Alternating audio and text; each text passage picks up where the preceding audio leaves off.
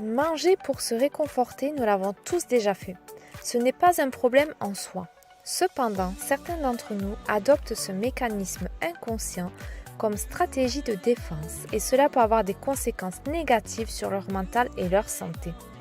Ennui, stress, angoisse, honte, colère, tristesse, découvrez quelles émotions secrètes font de vous un mangeur émotionnel. Stress, les 4 raisons qui poussent votre corps à manger des aliments gras et sucrés. Premièrement, le stress provoque un afflux sanguin et une accélération du métabolisme. Face à ces stimulations, il n'est pas rare que le corps déclenche des signaux de faim.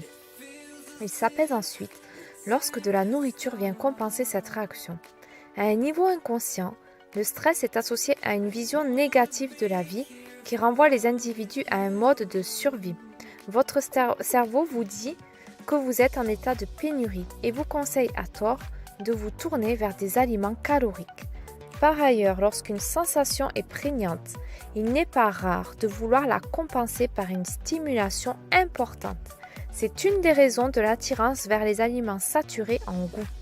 Enfin, les aliments sucrés sont bien souvent, et à tort, présentés comme les aliments du réconfort depuis la petite enfance.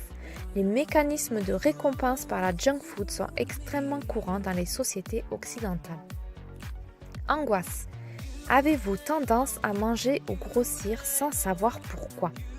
La société actuelle est anxiogène pour un grand nombre de personnes et en particulier pour les femmes, soumises à un grand nombre d'injonctions contradictoires. Sois belle mais pas trop sexy, gentille mais en ayant du caractère, affirme-toi sans être pénible, etc. La complexité devenue ingérable est alors refoulée derrière un grand mur blanc, un bruit de fond, qui correspond chez beaucoup à un sentiment de vide intérieur. Que recherche la personne qui mange son angoisse? Avant tout, une stimulation agréable lui permettant de se détourner du mur de vide qui la sépare des émotions auxquelles elle n'a pas accès. Parmi les personnes souffrant d'angoisse, un certain nombre souffrent d'angoisse de séparation, c'est-à-dire qu'elles sont particulièrement sensibles à la sensation de vide ou de manque causée par la fin d'une période de leur vie. Rupture, divorce, deuil, éloignement d'une personne proche, licenciement, etc. Ces personnes n'arrivent plus à recommencer à construire des projets et tentent de combler la sensation de vide par la nourriture.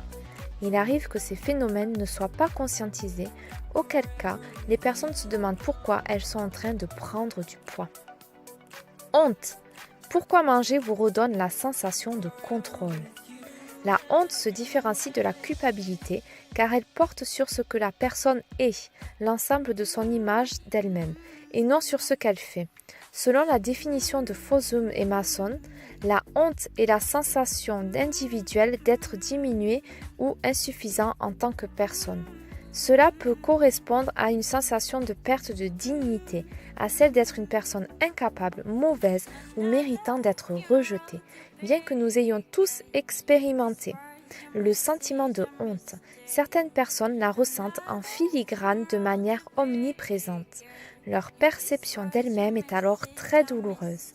Elle les conduit à ne plus se considérer comme valable en tant qu'être humain ou digne d'avoir une existence épanouie. Trop manger peut alors devenir un mécanisme de retournement.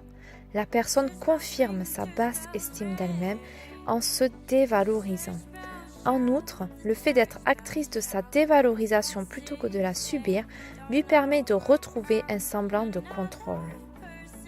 Colère. Vous mangez trop, c'est peut-être parce que vous refoulez vos émotions. Se mettre en colère, c'est souvent se mettre en danger. Premièrement, parce que l'on perd le contrôle sur soi-même et sur l'image que les autres peuvent avoir de nous. Deuxièmement, parce que la personne à laquelle cette colère s'adresse est susceptible de réagir en retour et qu'on s'expose alors à la sienne sans trop savoir où cela peut mener.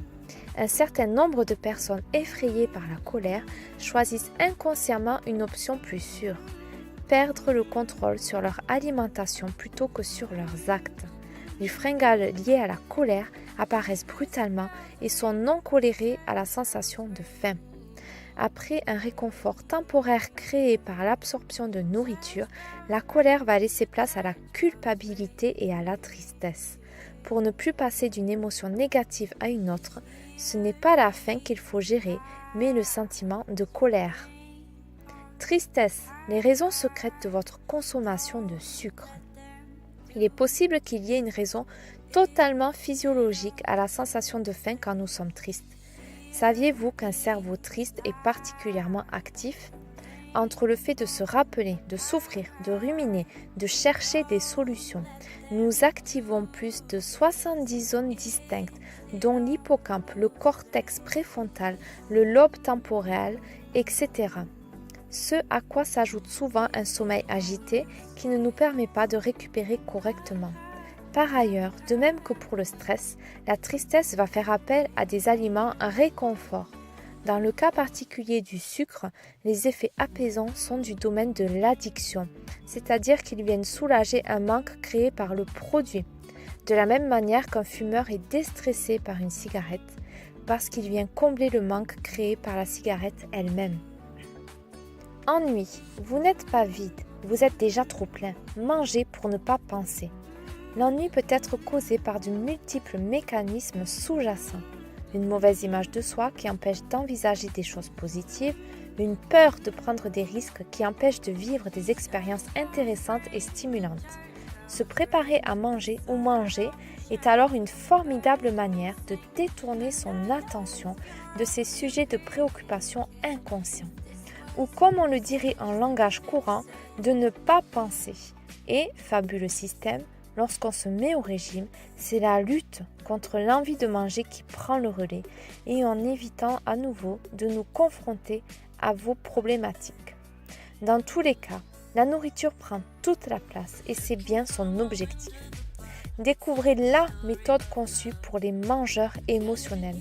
De plus en plus d'études indiquent de possibles corrélations entre absorption excessive de nourriture et tendance à éviter les douleurs d'ordre émotionnel. La négation d'émotions mal identifiées se traduit alors par des pulsions alimentaires. Pour comprendre les mécanismes internes qui vous poussent à manger, il vous est possible de tenir un journal de bord. Chaque fois que vous mangez sans avoir faim, l'exercice consiste à prendre note de l'émotion qui vous habite à ce moment-là.